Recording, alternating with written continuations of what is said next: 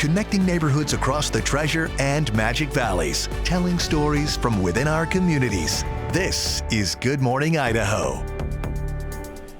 Hey everybody, good to have you along on a Tuesday and welcome to Good Morning Idaho. I'm senior reporter Roland Barris. We've got a lot to get to this morning from our large team of neighborhood reporters like our Caldwell neighborhood reporter Leslie Solis, who is following up on a controversial policy change that's made the Caldwell Night Rodeo a gun-free zone. It's actually been that way for some time. Leslie shares reactions, though, from the community as they apparently learn about this. Also coming up in a story new this morning, our Sahana Patel takes us to Boise's outdoor preschool, providing a non-traditional learning environment for Idaho's tiniest students. We'll get to all those stories coming up in just a bit. But first, let's get the latest on our weather on this Tuesday. Sophia Cruz joining us, and you look very bright and summery this morning.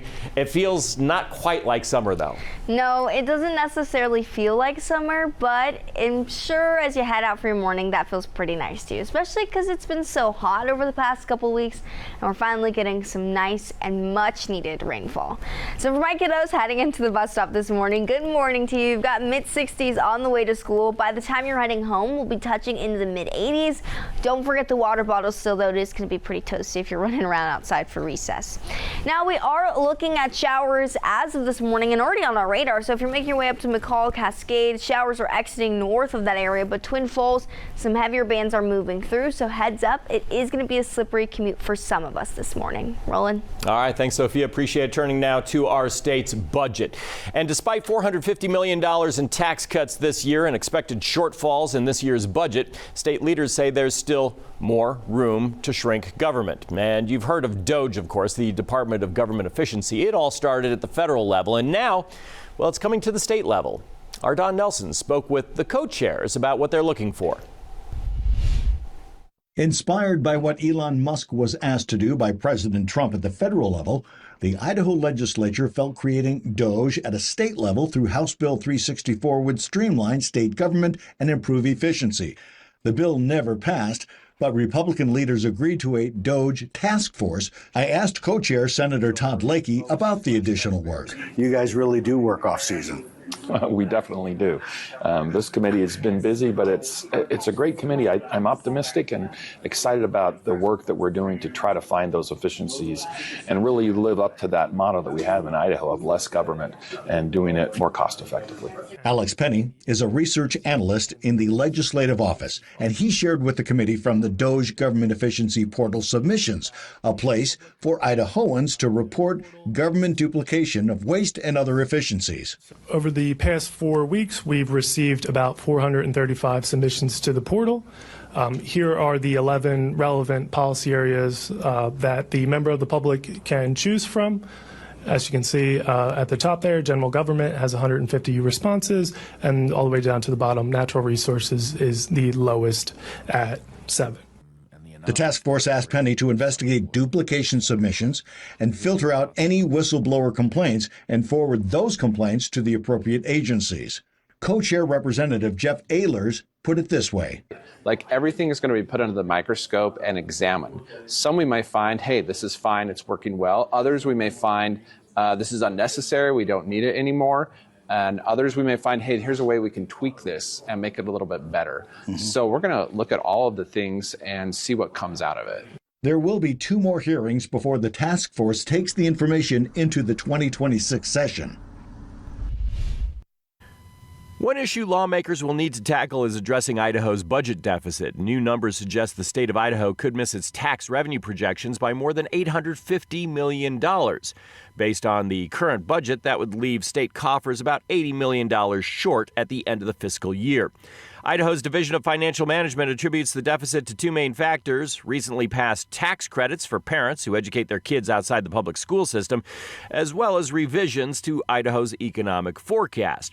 As we've reported, Governor Brad Little recently instructed all state agencies except K-12 education to prepare for a 3% budget holdback.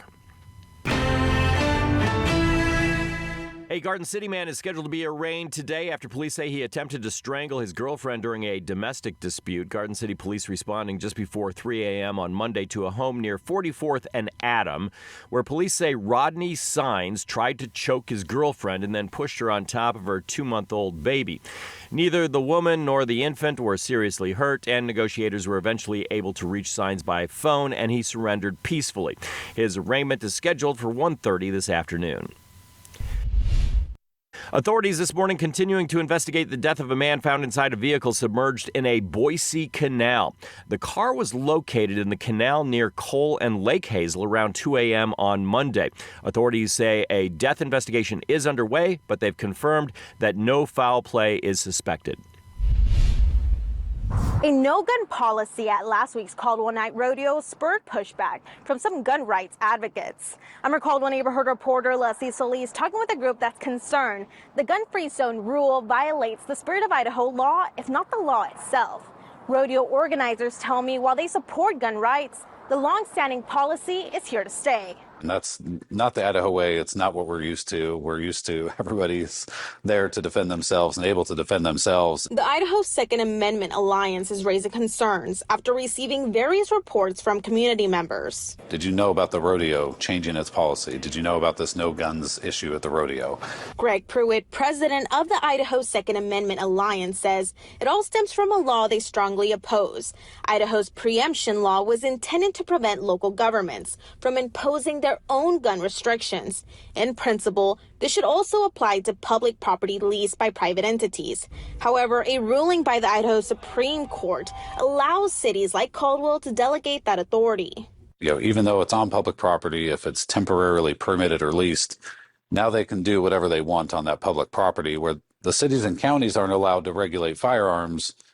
So how can they give that power and authority to a private entity on public property? Also emphasizing issues that arise when rodeo attendees arrive carrying concealed firearms. Do they go all the way home and leave the firearm there? Do they go home and not come back? Or do they put the firearm in a vehicle, right? And even if it's locked up, you still have that really big concern of someone breaking in and taking that firearm and then using it for nefarious purposes. I reached out to Caldwell Night Rodeo about this change, which they responded that this policy is nothing new and has actually been in place for nearly 2 decades, saying in a statement, "This policy is rooted in our responsibility to protect the well-being of every individual who joins us at our annual rodeo.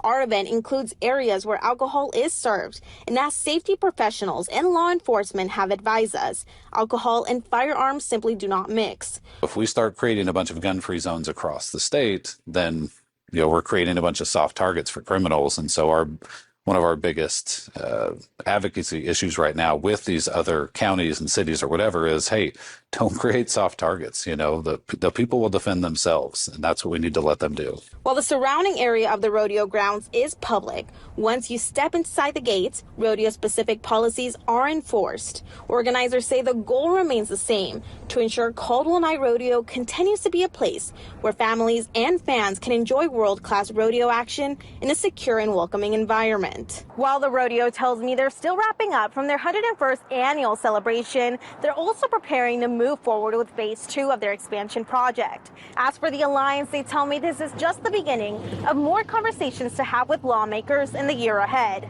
I'm your Caldwell neighborhood reporter Leslie Solis for Idaho News 6. Cooler temperatures and rain in the forecast, that means good news for fires, right? Well, not necessarily. Fire managers on the Rock Fire near Tamarack Resort say crews are beginning to get a handle on the blaze. The fire is now about 30% contained, but remember, this is a lightning-started fire, and storms can bring high winds and the risk of additional fire starts. Crews are rolling back air support to focus on ground efforts. They'll also be on the lookout for possible mudslides. Evacuation levels remain unchanged with Tamarack and surrounding homes in level 2 or set status. They're advised to be ready to go if necessary. After the break, President Trump dialing up the intensity in his battle with the Fed, now attempting to fire the Reserve Board Governor Lisa Cook on allegations of mortgage fraud, all while providing no evidence. All right, our neighborhood of the day today is Boise, and as you get ready for the day ahead, you are going to want to pack the umbrella. We'll be looking at a chance for afternoon and evening storms area-wide, and then also the same chance continues into tomorrow and even Thursday. I'll be showing you the heaviest day of rainfall coming up.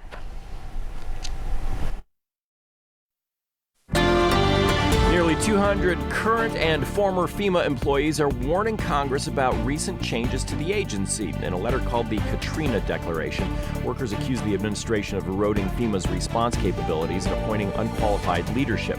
They warned about the possibility of failures similar to Hurricane Katrina in 2005. The group wants FEMA to become a cabinet-level independent agency protected from political interference. The warning comes as President Trump announced plans to phase out FEMA after hurricane season.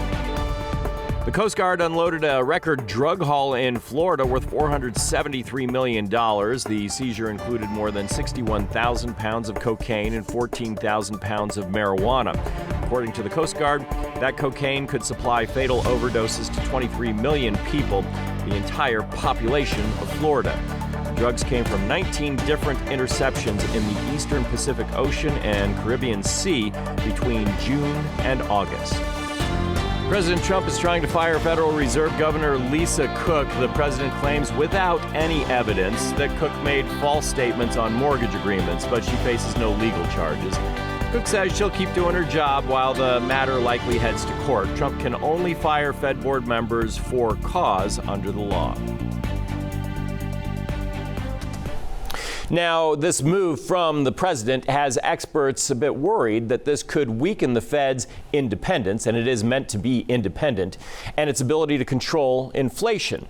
The markets are already reacting with stock futures and the dollar dropping overnight. So ABC's Christiane Cordero has the very latest. First time in the Federal Reserve's 112-year history, a president is trying to remove one of its 7 governors. In a letter posted on social media overnight, President Trump announced he's removing Lisa Cook from her position. Cook is the first black woman in history to serve on the Fed's Board of Governors and has held her position for 3 years.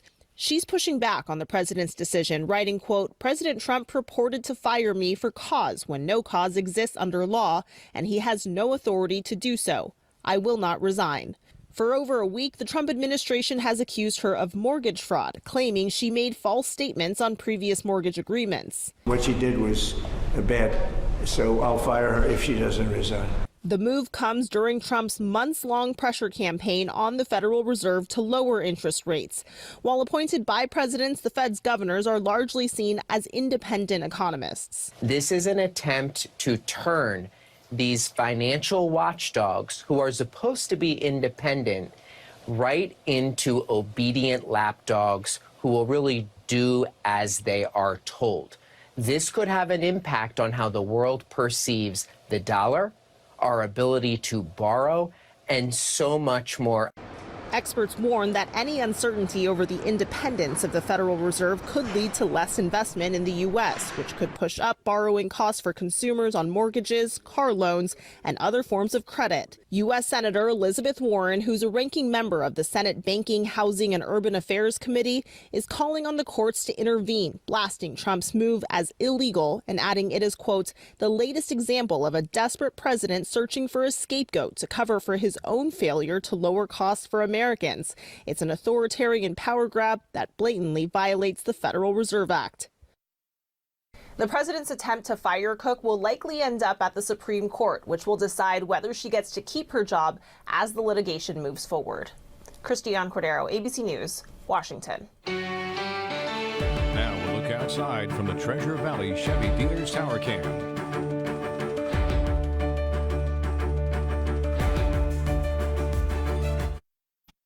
Sophia Cruz with the Idaho News 6 forecast. All right, it is 6:18, and I hope you are having a good Tuesday morning. you're getting that first cup of coffee ready. It's nice and early. Also a quiet start to the day, especially if you're waking up over downtown. You've got 67 heading out the door, so nice and cool. As we continue to move through the week, you're going to notice that we are going to have rain chances today, tomorrow, and even extending into our Thursday. Now, the biggest faucet and the reason that we have all this moisture coming in is because of that seasonal wind shift. So we have that monsoonal moisture coming out from the south that's bringing in all these increasing clouds, a few isolated showers, it looks like over Las Vegas, down in Nevada, even into Arizona. So that just goes to show you that it is going to be a bit of a rainier pattern for all of us. And as we move through the week, the one thing that I want you to take with you is that it is going to be heavy rainfall, especially as we head into our Wednesday. Now, this is what our GFS model is picking up, which is our American model, picking up near 1/4 of an inch in our valley floors, upwards towards 1 inch into our mountains. When you take a look and compare this to our Euro, it's pretty similar, but it picks up a little bit more rain coming for our valley floors and almost near just a little bit of 1 inch for our mountains. So I'm generally thinking the heaviest rain will be along our mountains, where we could see upwards towards 2 inches. Down in our valley floors, I'm thinking maybe near 1/4, which is still some good rainfall for this time of year.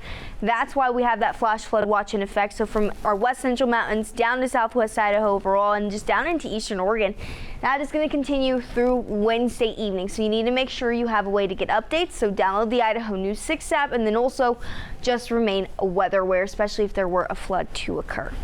Walking you through the next couple hours, you're not going to notice too much rain for the morning commute. By the afternoon and late evening, we'll see those late evening storms move in. By tomorrow morning, there's going to be a few sprinkles here in our Treasure Valley, but it's not going to be the heaviest rain just yet. It grows increasingly heavier, especially across our mountains into Wednesday afternoon. It's not going to be consistent rain into Wednesday, but it's going to more so be on and off, so just pack the umbrella and keep it with you. If you're heading up to Sun Valley or you're traveling there for your weekend plans and you're maybe leaving on that Thursday, you still will have a chance of storms all the way up into Friday. By next week, we'll really sit with the upper 70s here, so it'll still be pretty nice overall, but you just have to get through that rainy day. Either way, it's nice to have some rain finally back on the forecast, especially because it has been so hot and dry, and now we're getting to the cooler side. But shower chances into Wednesday, slight chances into Thursday. By the weekend, upper 80s and then 90s return into Tuesday. If you take one thing with you, just make sure you pack the umbrella and keep it with you as you go through the ahead. I'll keep you up to date right here. If you give a child a book, you give a child a chance. Research shows children who do not read at grade level by the end of the 3rd grade are 4 times less likely to graduate high school. That's why Idaho News 6 and the Scripps Howard Fund are back with our Give a Child a Book campaign. We're partnering with local schools to get books in the hands of students. And you can support with your donations by scanning the QR code on your screen. Visit idahonews6.com for more information. In the foothills, how a nature-based approach to learning is helping Boise's youngest students. From hands-on learning in the dirt to taking hikes through the foothills, a Boise preschool is embracing nature-based learning. I'm your neighborhood reporter Sahana Patel at the Foothills Learning Center. And while most students are preparing for their day inside the classroom, I'm joining these young students on their first day learning from Mother Nature. We're here for outdoor preschool. This week, students at Jim Hall Foothills Learning Center return to the trails. It's your first day here? Yes. Students ages 3 to 5 are learning outside year-round, stepping out of the traditional classrooms to explore the seasons. But we are, by and large, outside all of the time. Rain, snow, cold weather. On Monday, the students baked mud cakes, climbed trees, and dug into their surroundings. This one is a little wobbly. Early education specialist Mary Jo Surgis-Procup says the nature-based lessons build self-awareness. You know, one day they might not see anything, but a few days later they begin to notice something, and then they create an awareness for themselves and for just the things in nature and their surroundings. Surgis-Procup, who has taught at traditional schools, says the outdoor learning instills in students a love and respect for nature. There's definitely a calmness about them. After we've been playing around outside for a full morning, they are able to enjoy their lunch sitting. They're all around calmer. And even helps the children develop friendships. friendships here are built when children are trying hard things and they're helping their friends or encouraging them.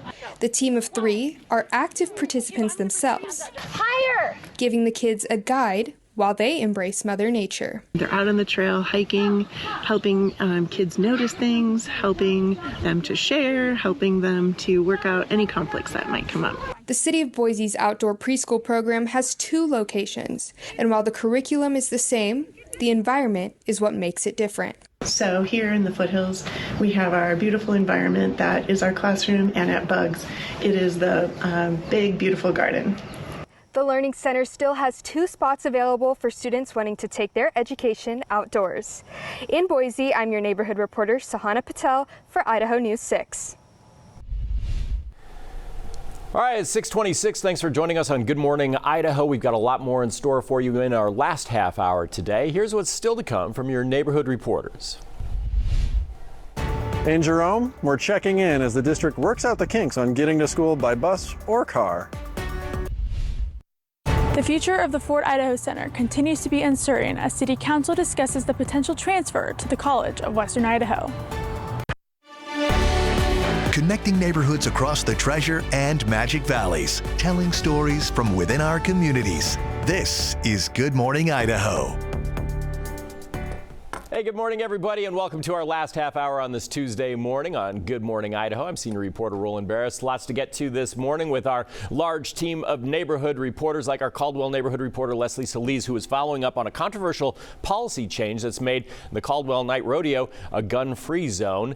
And also coming up later on, we're going to go outside and check on our weather with Sophia Cruz, because we could have some thunderstorms tonight, and it's just the beginning of what could be some crazier weather into tomorrow, huh? Yeah, it's going to be a stormier and wetter weather pattern than we're used to, especially because it has been so dry and hot over the past couple months. But overall, we do need this glass of water. So as you take a look, we do have some updates. A flash flood watch is in effect across southwest Idaho into eastern Oregon.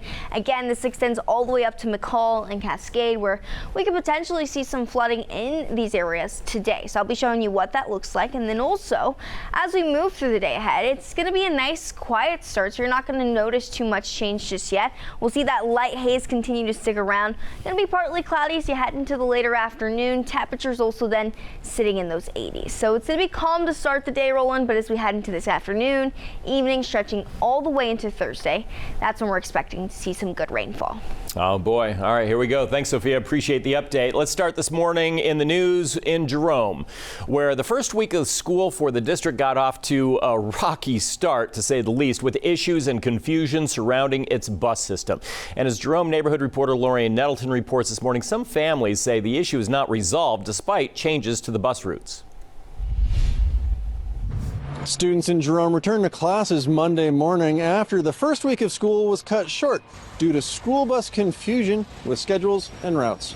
I'm your Jerome neighborhood reporter Lorian Nettleton. Outside Jerome Middle School, as you can see, plenty of cars as parents drop off their kids along with school buses. I'm here to see how everything went.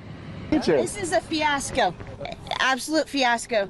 The start of the school year has been snarled and headaches for students and parents in Jerome. Not letting us know that they're rerouting traffic after the bus fiasco, it's created a massive mess. Many parents are understandably upset. Some say their young students get home until after 6:30 last week, hours after the school day ended. The Jerome School District even canceled classes Thursday and Friday to sort out the issues, and say starting this week, only registered students with a confirmed route will be allowed on board. As Idaho News 6 reported, this school year, a redesigned routing system and a big jump in student riders caused a lot of confusion. And then got an email last night at 6:42 p.m. on Sunday, the day before school, that she was disqualified from the bus due to some inconsistencies. I spoke to Logan Hall after she commented on our story online. She told me the troubles continued for her third grader. Is this year really, different? Absolutely. It's been a disaster. Hall's family is 3 miles from her daughter's school, so they registered for the bus. During the 2-day cancellation, she double-checked her details with the school principal, verifying that she should be on the bus. The district said anyone without a confirmed route will be kept at school until a parent could pick them up. We had a lot of questions for school leaders, and I spent much of the day Monday at their office waiting for someone to speak with me for the story, but they weren't available. Hall tells me she didn't get an explanation for the sudden change either. I don't feel like they're being honest. Like, if you were to tell us we don't have enough bus drivers or the bus is broken down, great. But be open, be honest, be transparent with us as to what's going on. The district was unavailable to comment on today's story, although there will be a meeting held Tuesday, August 26th at 6 p.m. here at the district offices. I'm your Jerome neighborhood reporter, Lorian Nettleton, Idaho News 6. Some Boise residents might need to double check where they get their prescriptions. As of Monday, the Rite Aid on State Street is closed for good. As we reported in its most recent bankruptcy filing, the pharmacy chain announced it would be selling or shutting down its more than 1,200 stores nationwide. The pharmacy on 16th and State has been there for decades. Another Rite Aid location near State Street and Glenwood is set to close next Thursday. Prescriptions have been transferred to the CVS on Fairview and Cole. And a reminder to Greenbelt commuters of a pair of lengthy closures starting next week in Garden City. A section of pathway behind Expo, Idaho, between the Boise Riverside RV Park and the Plantation Island Bridge is set to close for the rest of the year. As we reported, crews are working on a large new park and a stadium to host Boise's first high-level pro soccer team. To learn more, you can look for neighborhood reporter Riley Shoemaker's prior coverage on IdahoNews6.com. Another project on the other side of Glenwood and the river will close a section of pathway for about 3 weeks. Crews will be repairing the surface in front of the River Point apartments, and both closures start next Tuesday. The future of the Idaho Center continues to be on the line. Nampa City Council members are still weighing in on whether to keep funding the venue or transfer it to the College of Western Idaho. I'm your neighborhood reporter, Victoria Rodriguez, with what questions were brought up during Monday's City Council meeting regarding legal matters, costs, and risks. Council members are exploring options for the center with a possible transfer to CWI. The discussion involves financial risks, ongoing maintenance, and the impact of long-term community benefits. So it seems like from a future forward, regardless of transfer, some way there's got to be an owning up to we got a facility that is operationally in the red and defunct from a capital improvement. Legal questions are also a big part of the debate, including potential lawsuits and personal liabilities for the city if the facility is improperly maintained. So then, what would be the potential legal cost to defend the conveyance decision by the city? Would I be covering this, or would it be the taxpayer? Council members are also considering how transferring the center could create new opportunities for youth and community programs. Some say the city may be too focused on fear and liability. We're gaining all these other things, and we're helping our future and our city growth. So I don't understand what we're so scared of losing and why we keep saying that we're losing. Why are we choking the life out of them? The discussion isn't just about money or maintenance. Council members say it's also about strategy and long-term planning. Amazing thing to think about that, because I'm thinking, why? Based on what you just shared, why? And when we're motivated out of fear, we're truly trying to figure out, how do we maintain a great asset? How do we invest in the future generations of our students, the youth of our community? Officials say decisions about the center involve complex questions of finance, legal liability, and the community impact. The outcome could affect how city-owned venues like the Horse Park and Arena operate in the future. City leaders say the discussion isn't over yet. Conversations are still to be had with CWI and OBG management before a final decision is made. Reporting in Nampa, I'm your neighborhood reporter, Victoria Rodriguez, for Idaho News 6.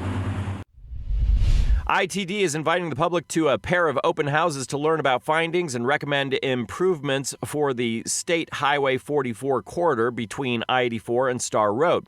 With continued population growth, traffic volumes and congestion have increased, reinforcing the need for a modernized highway, and the project proposes alternatives to realign Highway 44. The first is tonight at Middleton Middle School, and another one is set for tomorrow at Star Fire Protection District. Both open houses run from 4:30 to 7, and they say you can drop in anytime. Experts project prices in the U.S. will continue to rise because of tariffs.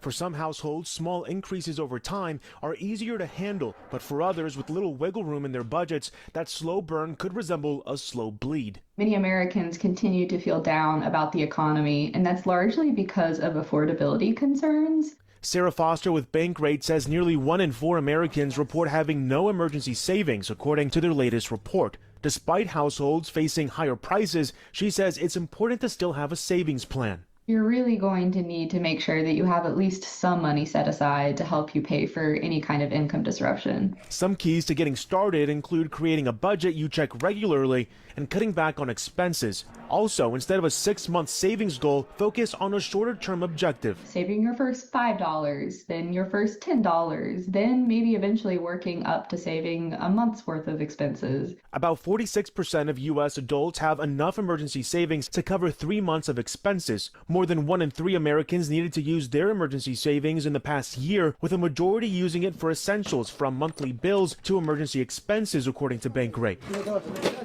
Foster says the 2 things that matter the most when talking about emergency funds include the habit of building wealth for yourself and taking advantage of compound interest. Thinking about yourself as your own best advocate, that really is kind of the bottom line here. In Atlanta, I'm Ivan Rodriguez.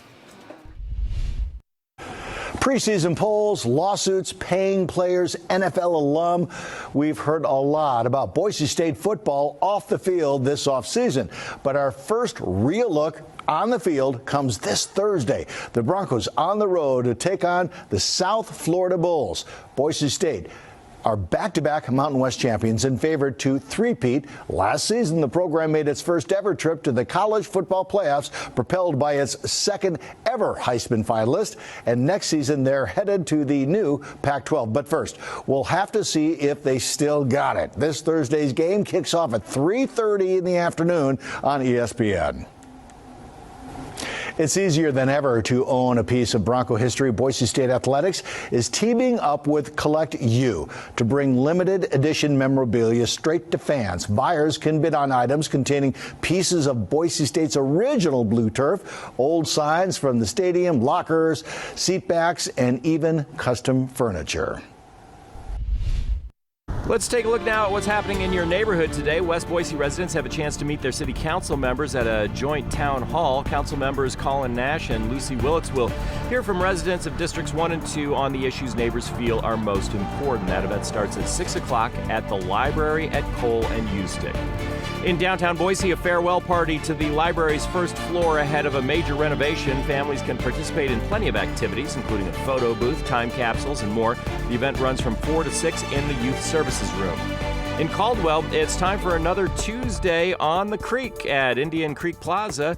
Tonight's band is the Gasoline Lollipops. The event is also held in conjunction with the Farm to Fork Market, so you can enjoy live music while shopping around local vendors. That's from 6 to 9 tonight. At Eagle Island State Park, transformations are nearly complete on a new spot for visitors to enjoy. Major upgrades to Eagle Island State Park are just about finished. I'm your Eagle neighborhood reporter, Greenlee Clark, and today I'm giving you a bird's eye view of the newest campground opening this week. We came with our friends for a mom date just because we've heard about the playground and the water, and we haven't been here before. Becky Korsmo is a Meridian mom checking out Eagle Island State Park for the very first time. But soon, visitors like her will have a whole new way to experience it. We told you about the upgrades last year when the area was mainly dirt. Now, after more than a year of construction, the park's brand new 50-site RV campground is ready. Each site comes with water and sewer hookups, part of the largest upgrade in the park's history. Not have to worry about driving out 2 hours from town and finding a place to stay. So I was kind of excited to see that it was there. Other moms I spoke with told me the new campground definitely got their attention, one even wanting to know how to book a spot. But she'll have to wait until later this week when it officially opens. For Becky, what really stands out is the park's quality. I know that state parks are they're better, like they're clean, the bathrooms are clean at state parks, they're well taken care of. When I went to the campground today, employees were keeping up with maintenance and landscaping, preparing the grounds for opening day. You don't have to drive out super far to get to it, and it's like a little secret haven here in town, like that you don't even see from the road, and it feels like you're not even in the middle of town. So it's kind of cool. Eagle Island State Park will be having a limited opening this Thursday on August 28th. I'm your Eagle neighborhood reporter, Greenlee Clark for Idaho News 6. And if you have any Eagle-related story ideas, you can contact me using the information on your screen. All right, it is 6:44, and I hope you were off to a good start this morning. Our neighborhood of the day today is Boise. Now, this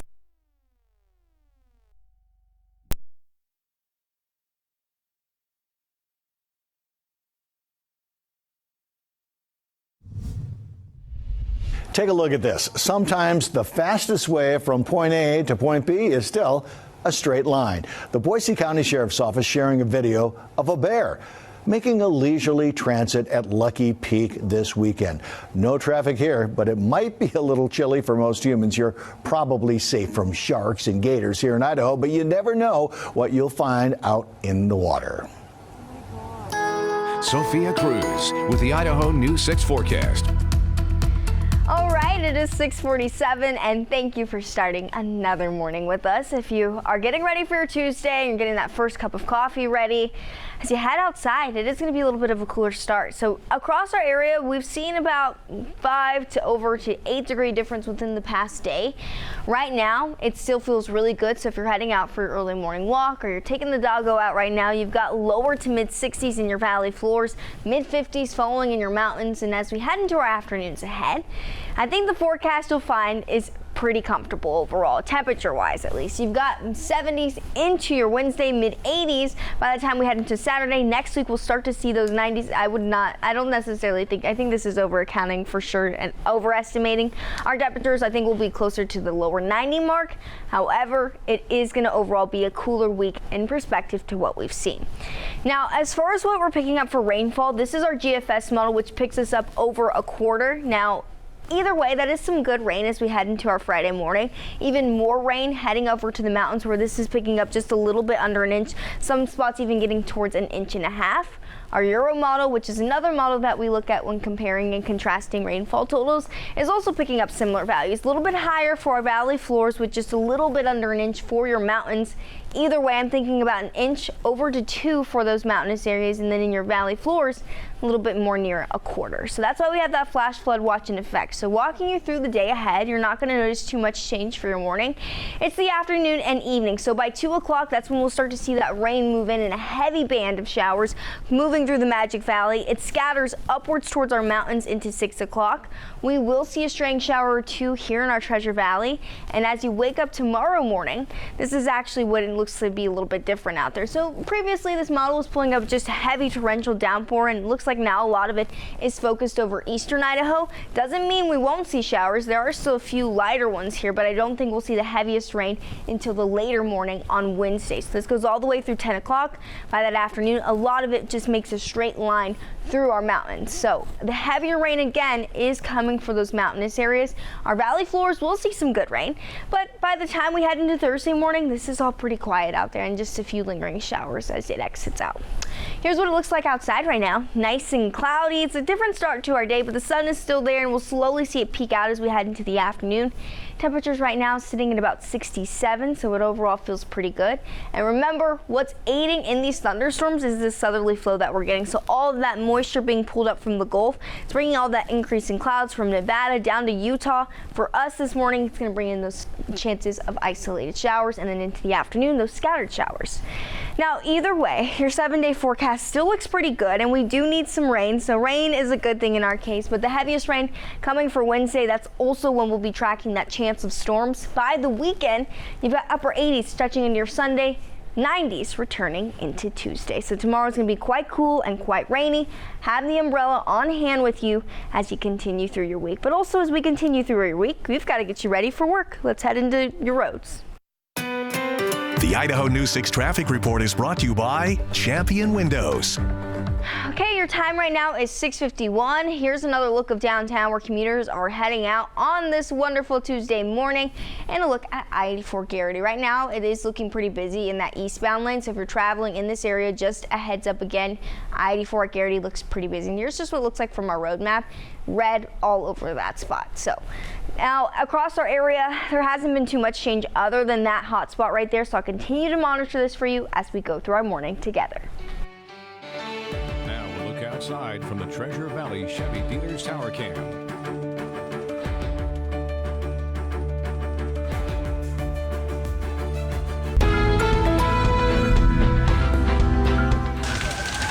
In this morning's GMA First Look, powerful house explosion. We have 3 structures fully involved, and we have exposures.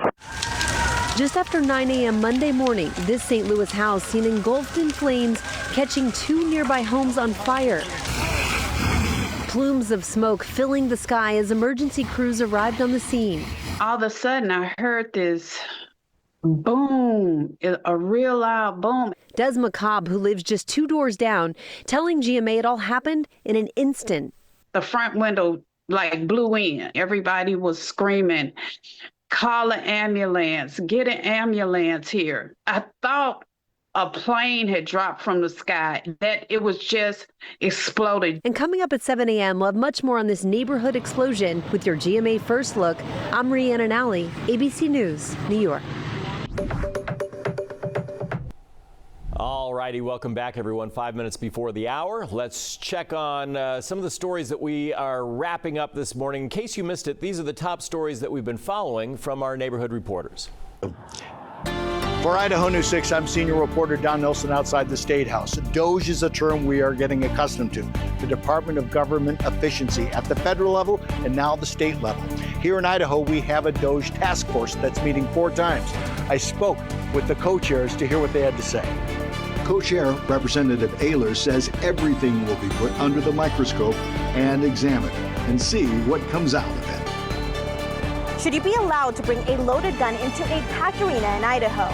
A gun-free zone at last week's Caldwell Night Rodeo is sparking conversation. Idaho's Second Amendment Alliance claims Caldwell Night Rodeo gun ban violates their right to bear arms, while Rodeo defends decades-old policies separating alcohol from firearms.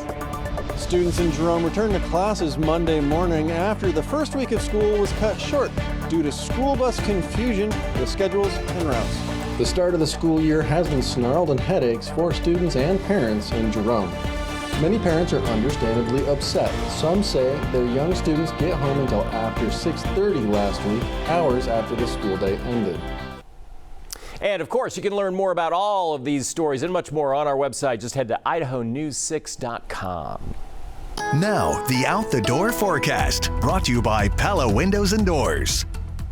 All right, it's 6:56, and as you head out for your morning, it's nice and cool to start. You'll notice by the afternoon and evening ahead, you've got mid-80s. Gonna see a mix of sunshine and haze, as well as those clouds still sticking around.